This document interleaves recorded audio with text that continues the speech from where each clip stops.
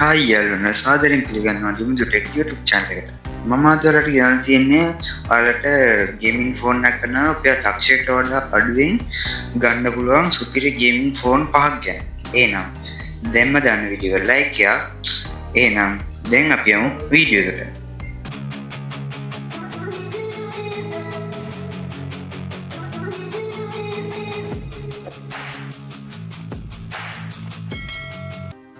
හරි යාළුවනේ මේ තමයි පළවෙනි ෆෝන් එක ZTE Nubia Neo 3 කියන ෆෝන් එක. මේක තමයි ගේමර්ස් අතර ගොඩක්ම ප්‍රසිද්ධ ෆෝන් එක. මොකද මේ Neo series එක තමයි දැන්ට ශ්‍රී ලංකාවේ available වෙලා තියෙන ගේමින් series එක Nubia වල. මේක සුපිරි ෆෝන් එකක්. අපි බලමු මේක ගැන කතා කරමු. chipset එක ගත්තොත් මේකේ T8300 6nm octa-core processor එකක් තමයි මේක තියෙන්නේ. display එක ගැන කතා කරොත් 6.8 IPS LCD display එකක් තියෙනවා. 120Hz refresh rate එකක් තියෙනවා.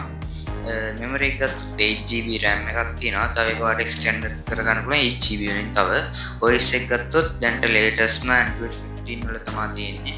main camera එක ගත්තොත් 50 megapixel, front camera එක 8 megapixel, battery එක 6000 mAh තියෙනවා. fast charging support කරනවා 33 watt වලින්.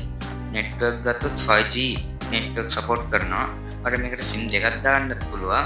ඔයාලට මේක ශ්‍රී ලංකාවෙන් ගන්නවා රුපියල් 63000කට ගන්න පුළුවන්.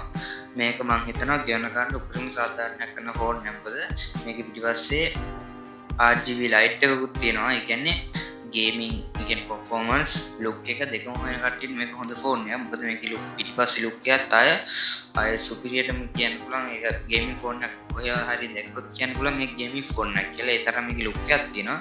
හරි යාළුවනේ අපි දෙවෙනි ෆෝන් එකක් කතා කරමු. හරි යාළුවනේ දෙවෙනි ෆෝන් එක තමයි Infinix Note 50 එක. මේක තමයි ගොඩක්ම ශ්‍රී ලංකාවේ available ෆෝන් එක. මොකද මේක ගෙවන ගන්න උපරිම සාධාරණයක් කරනවා. රුපියල් 72000කට උපරිම සාධාරණයක් කරන ෆෝන් එකක් අනිවාර්යයෙන්ම.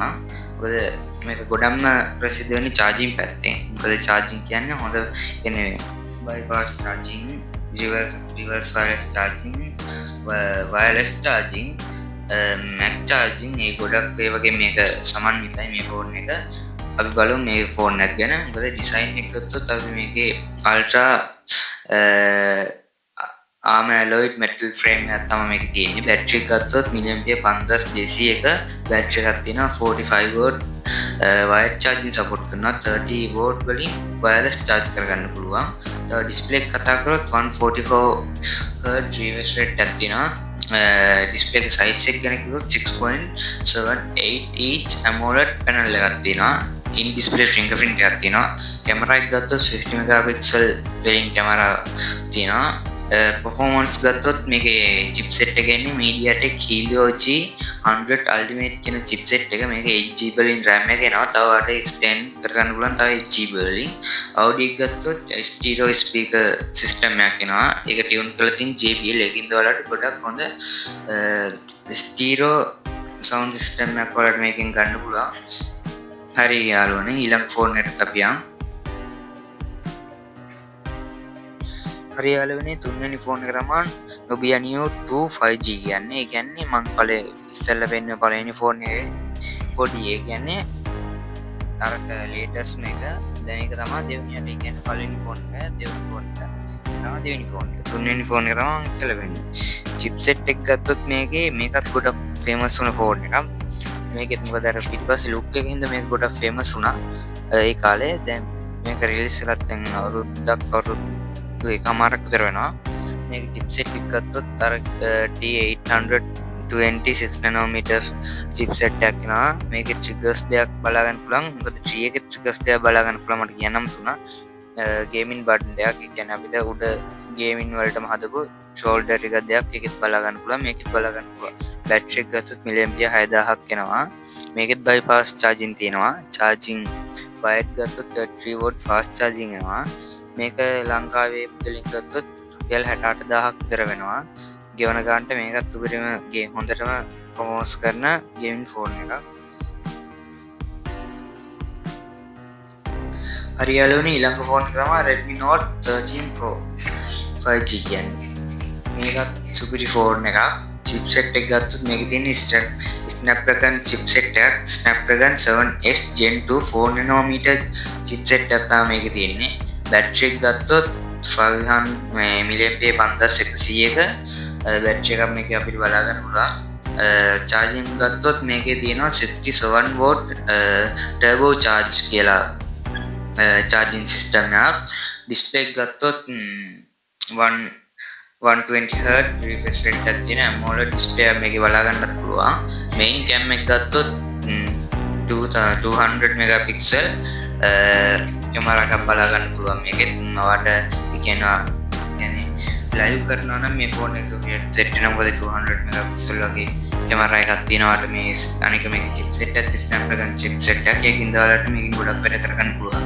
මම හිතනවා ගෙවන ගන්නට හොඳම ෆෝන් එක වෙන්න පුළුවන් මේක. මොකද රුපියල් 92000යි මේක වෙන්නේ.